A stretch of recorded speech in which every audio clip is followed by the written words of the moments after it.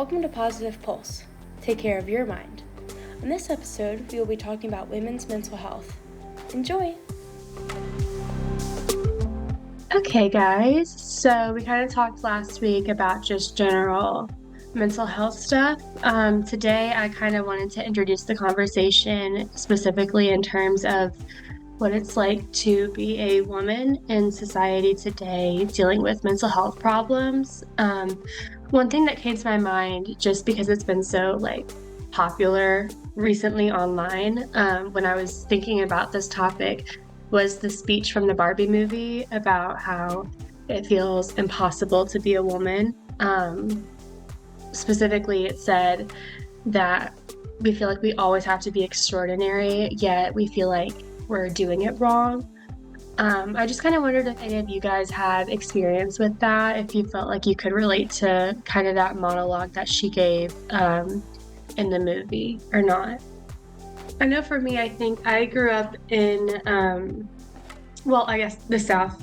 And so there are some expectations when it comes to womanhood, being a homemaker, providing for your family, putting food on the table, that kind of thing. But I did grow up in an environment where my mom was very successful in her job, college educated, and that was not the norm from that side of the family. So she was kind of seen in a different light by a lot of people just because of her success. But she was also judged very, I guess, harshly, specifically about things that she wore or speculations about what she did to reach her level of success. And that definitely took a toll on her self-esteem and her mental health over time. And it's something that she still struggles with today, being compared to the men in roles similar to her. She's an executive, so the other executives all being men, there are different issues that she faces when it comes to that.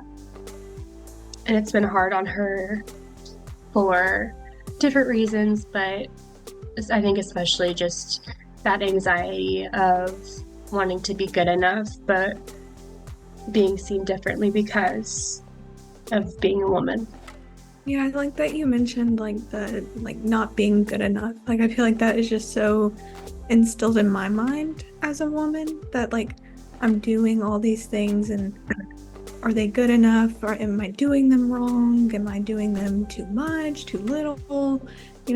Just finding the balance that society has made for women to kind of do tasks and different activities in life, and it definitely takes a toll on your mental health. I know for me personally, it's been more of a self-image kind of thing, just how I see myself and just how society wants the image of a woman to be. But in my mind, I feel like I need to be myself and not this image that society creates, and that it gets really, really challenging trying to balance what society sees women as compared to what I want to be. So yeah, I definitely have seen that in my life. No, yeah, it almost reminds me of one of my favorite songs. It's Follow Your Arrow by Casey Musgraves. I don't know if you guys are country fans or listen to that, but it's pretty much talking some of the lines are if you save yourself for marriage, you're a bore. If you don't save yourself for marriage, you're a horrible person. If you don't have a drink, then you're a prude. But they'll call you a drunk as soon as you down the first one. And just kind of it goes on to say you're damned if you do and you're damned if you don't. So might as well just do whatever you want, So it's almost we can't win. We always feel like we can't win. Something's always wrong with what our choice is. Some women want to be entrepreneurs and the CEOs and the executives and stuff like that, and they're looked down upon by their counterparts, the male executives and stuff like that, and other people for not staying home and taking care of the kids. But some people like to stay home and take care of the kids, and people are you know, you should be out working, you shouldn't rely on like a man, things like that. And it's almost like, well, what do you want? Do you want me home taking care of the kids, or do you want me out, you know, achieving things like being an executive and stuff like that? Not that you couldn't like almost be both, but it seems like they're both jobs, you know, an executive and a mom, you know. Um, but yeah, and I think like, you know, as frustrating as it is, it's almost like you have to realize people are just gonna judge you either way. Especially it seems like seeming like as a woman, you know, on your choices and stuff like that. And you know, it's almost like do whatever you want because people are gonna say something anyway. Just might as well, you know, they have no relevance to your life. Like do whatever makes you happy because it's your life, it's not theirs. Yeah, I also feel like though it can be harder to speak up as a woman, just in my life, being seen as like, oh, you're just being dramatic. Oh, you're hormonal. Are you on your period? Is that why you're angry right now? Um, but having valid concerns and valid feelings can almost be looked over and boiled down to, oh, just a woman, you know? And I like that the word just like boils it down so much, and you just can't be a whole thing. You're only this one thing, and that can be being a woman, and you can't get out of that kind of bubble, I feel like, in some places. Like, I know talking to male providers in healthcare settings can feel scary for me sometimes, just thinking about how wondering if they're going to judge me or think that I am being dramatic about things or overanalyzing or stuff like that. I just don't think it's as easy to have those conversations in some scenarios. And even with female providers, sometimes being a younger woman, wondering if people are judging me for things outside of my control or thinking that I don't really have a basis to understand how hard the world really is. So last week on the news, there was the Cuomo Carlson thing. I don't know if any of you guys saw that. They were having these conversations, and Tucker Carlson he said, well, good luck surviving in a world without chivalry, talking about women. Um, and that kind of struck a chord in me. I'm not going to lie about it. That was a little enraging, I feel like. And that kind of goes to also being seen as too delicate to be able to deal with things beyond the basics. Was another thing that I had thought of lately. Let's see. So we do know, however, though, just in research, thinking about mental health care, women are more likely to seek out therapy compared to men. There is a disparity for males when it comes to treatment for specifically depression. However, I wondered if any of you had had an experience with expressing feelings of loneliness, depression, stuff like that, but feeling like it was dismissed almost.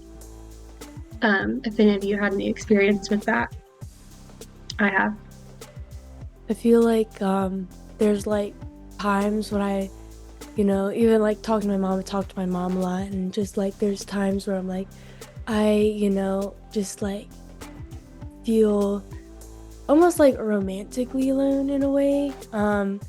And so like I'm like, you know, I kind of, you know, I like a boyfriend or whatever, and my mom's always like, but you have us, like you have your family, you have your friends, they love you. And I'm almost like, it's not the same. Like there is like that difference between like I know I'm surrounded by love and my friends like love me, and you know my family loves me and stuff like that, and I feel that love. But I feel like there's still like I don't know what I don't know if like she's just like been married too long and she doesn't like remember exactly how that felt.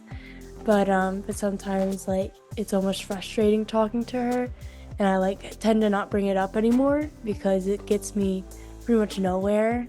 It's like almost like I love her, but sometimes she does like invalidate that lonely feeling of like, you know, I want romance, I want like, you know, a guy, whoever. But yeah. Yeah, I totally relate to that. And I do feel like recently, well, I guess like more recent history, it is more spoken about um, being lonely, the loneliness thing. It's not kind of as stigmatized as it was at one point, I think. But I do think it is still hard, especially in this conflicting society of, oh, women can do anything they want to be. But what if women just want that simple romance? But then there are those, I don't know if you guys have seen online, the guys that are complaining about this loneliness epidemic because women aren't staying like they used to in relationships that aren't safe or that don't fulfill women. It's not kind of what it used to be where women just stayed because they couldn't leave, basically. Now we hold a lot more power in relationships. So it does feel interesting to me that while we're speaking up about the things that we want, it's almost like we're being chastised by some people for being bitchy or picky or shallow, are all words that I've seen just online, on Twitter, TikTok, all that stuff. Have any of you guys seen anything in terms of social media about specifically women or relationships, just kind of anything that we're talking about today? Well, I mean, kind of thinking back to that like previous question too about like depression and providers not being super receptive to it, I think we're in a hard spot in our generation of like more people are saying like I suffer from this, but I think then lines are getting blurred between all emotions are valid, but sadness and depression are not the same thing.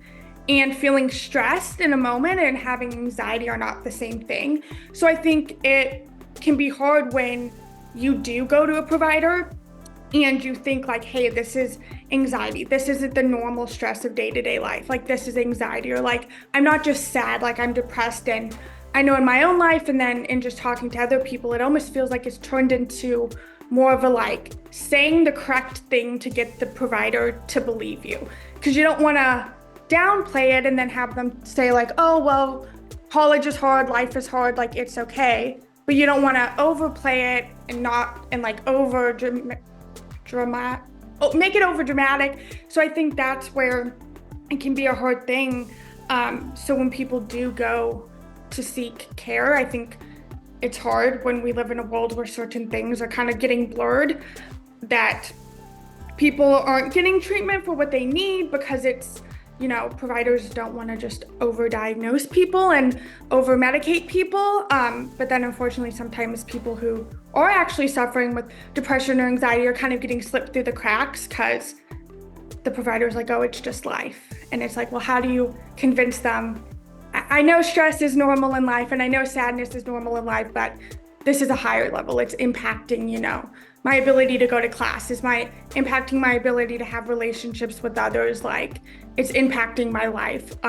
So I think that's where like these discussions and education is also important about it, because it can help, you know, providers understand where patients are coming from, and it can help just people kind of understand kind of differentiating these different emotions to get like the best care and to get the best support. I completely agree with what you just said, Emma. Like I feel like I've had some experience with providers and going in for anxiety, and they kind of just treat it as like a one size fits all. Like, here's a low dose of some anxiety medication, like try that out. And it's just, I feel like because so many people, especially like college students, come in and have a lot of anxiety issues and depression issues and stuff like that, that they do see it as like they treat it as a one size fits all, and it's not helpful at all, because people feel their feelings different and need different kinds of help. Like medication might not be the best form of therapy for this person. They might actually need to go see like a counselor or therapist or something to help them other than medication. And it gets so very difficult with providers with that, because I feel like they just don't listen very well, or have just seen so much of the same cases that they just dismiss it. For those of y'all that have expressed that you can relate to difficulty communicating with providers, have you ever tried to, like, standing up for yourself? Is it hard for you to kind of try to find your voice and advocate for what you are feeling, what you think you might need? Or is it still something that you feel like you are trying to find that voice of standing up for yourself in that way? I think this is where I feel lucky to be a nursing major, because before it was very hard for me. I was like, okay, well, like, they're the doctor, they know best. And like, not all doctors are like this. Like, I've had great ones. But then being a nursing major and seeing a little bit of healthcare, I kind of know a little bit more about how the system works. So I feel more empowered to be like sitting down with the provider and being like, you're totally, like, this is not what you're supposed to do. Like, or being like, okay, you've totally just skipped over my whole point. So I feel like even if I don't outwardly say like, oh, I'm a nursing major, I feel like I'm lucky because I have that background knowledge to kind of stick up for myself and know when they're kind of not doing things the way they should. But again, not everybody's gonna have that. So that's why I think it's also important to just like give people the tools and the power to have the voice. Because before I went to school for nursing, like, I definitely didn't have a voice. I didn't know when certain things were off. So I feel for people who like have no idea and are doing the best they can, and they're like, all right, well, this just must be how the process is, and they don't know any better, and they don't know, like, hey, like, you're paying the provider, like, you can still respect them, but you can like question kind of treatment plans, and you can ask more about, why are you doing this? But I think sadly not a lot of people like know that, or if they do, they just feel like they don't have the voice, or they're like, well, I don't have the right to say anything. And I think it's important to be like, well, you do, because it's your care and it's your life at the end of the day. So you can absolutely be like, hey, I have questions about this, or hey, I'm not fully sure about this plan. I found what you were saying, Emma, to be really encouraging, just because I feel like I'm on the complete opposite side of that, where I've like kind of just been thrown around by like medical providers because I don't really know that much, and like have the idea of like, oh, they like know what's best. Like, I feel like I don't have a voice to ask for what I need. So I just found, I don't know, this has been like very insightful to listen to y'all's perspective, because you guys know a lot about the healthcare field, which I don't. So I just have found this really encouraging to hear. What about when it comes to like communications with professors? Do you guys feel like you are able to use your voice? And I was just curious, has anyone felt any, I don't want to say judgment, but have you felt looked down on by professors in any way? Has that been a struggle in your academic journey? I know I'm a business administration minor, and kind of talking about my mom's experience with her male counterparts, I have experienced some similar stuff in some of my business education classes that are largely male and taught by males. Just kind of felt like I was being looked at differently in the classroom. So it doesn't have to be specifically in regards to that kind of thing, but just what about when it comes to meetings with professors or talking out in class? What is y'all's relationship like with that? I feel like personally it's been like pretty like fine, only because I think it's because I'm in nursing. So I've only had one male nursing professor, and the rest of the classes, like all the classes are all like mostly females and stuff like that. And then we've had like a few guys, but I really don't feel like there's much judgment coming from like the male side of things. But I also feel like I haven't really experienced that except in gen eds, and in gen eds I almost like don't care like as much. Like I care, and I like usually just talk up more, but like I don't care enough about people, like other people's like opinions about like, you know, what I say in that sense. But I mean, I feel like as like a nursing student, it's pretty like, I feel like hard at first to like talk about some of the stuff like you're going through, but then like I feel like you slowly realize like, oh my gosh, pretty much every single student here has some version of like the same story. Like today we had pharmacology, and my professor was like, you know, super sweet. She was like, all right guys, like what do you need? And it was like a whole course of sleep. You know, so I feel like, you know, it's been pretty like okay, like with talking and things like that, because I feel like I slowly realized like people are like pretty much like the same boat with me. Like we're struggling together in a way. And I feel like most of the nursing professors also like kind of understand that. I feel like a few of them, they understand it, but they almost like forget what it was like to be a student at times, because they've just been teaching for so long and they've been in the nursing profession so long that they like forget the anxiety and like the craziness of nursing school. And like I feel like also like the modern nursing school is like a little bit different from what they experienced. But I feel like for the most part, if you find there's a few good professors where like I would feel comfortable like talking with and meeting with if I was like really having trouble and stuff like that. Do you feel like the males in your class feel discriminated against, or I guess, do they get treated differently outwardly? Do you think that they have fears about being a male in the nursing profession, which is largely female? Have you guys noticed anything like that? I don't know. I don't think so, but I also like, I'll let Jasmine, I saw Jasmine wanted to answer. I'll let her answer because she probably has a better answer than me. But I don't think there's much of a difference, but I think like, you know, there might be just because of like the limited amount of males in like the nursing field. But I'll let Jasmine go. I really do have a good example of this. I'm in a self-care for nursing class. It's an elective, but it's just nursing majors. And there's one guy in the class, and he's a nursing major.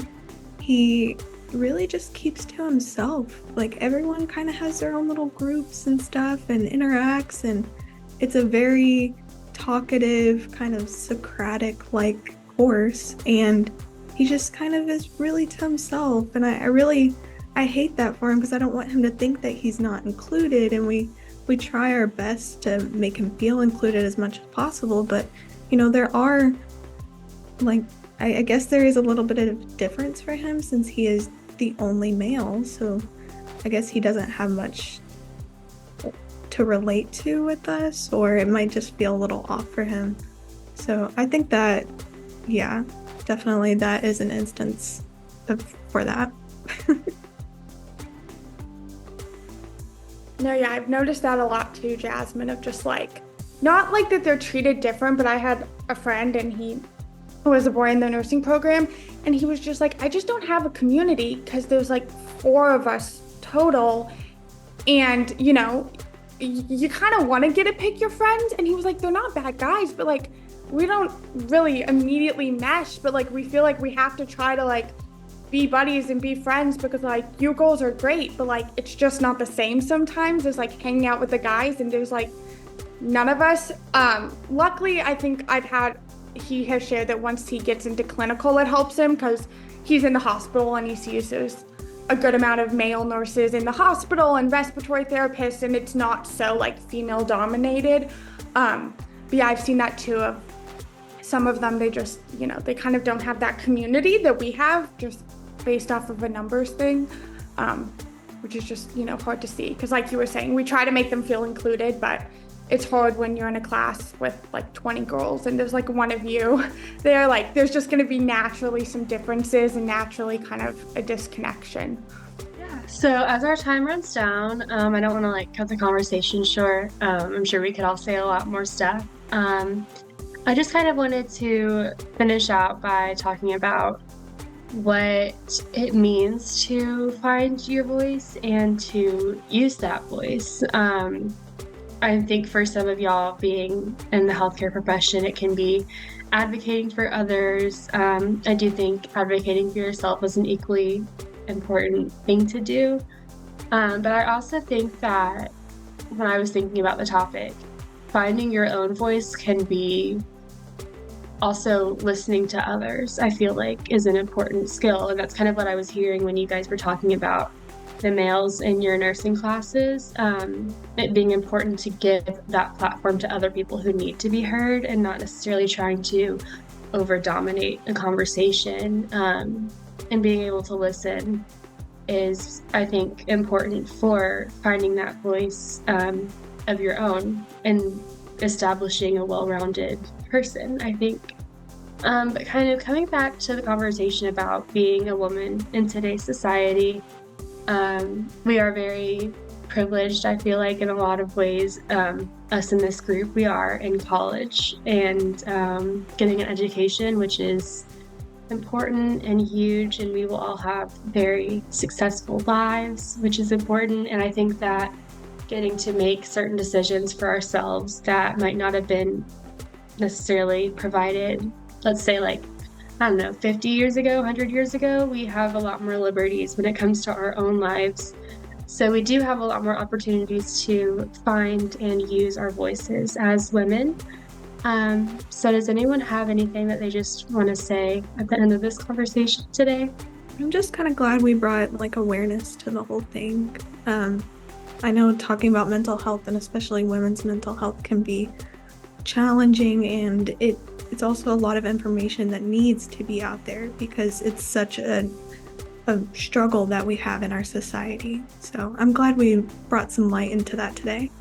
Yeah, I think starting conversations is an important part of using your voice, but it will also be important to continue these conversations as we grow and age and enter these different stages and places of life. So thank you all for talking today, and I guess we will continue the conversation in the next podcast.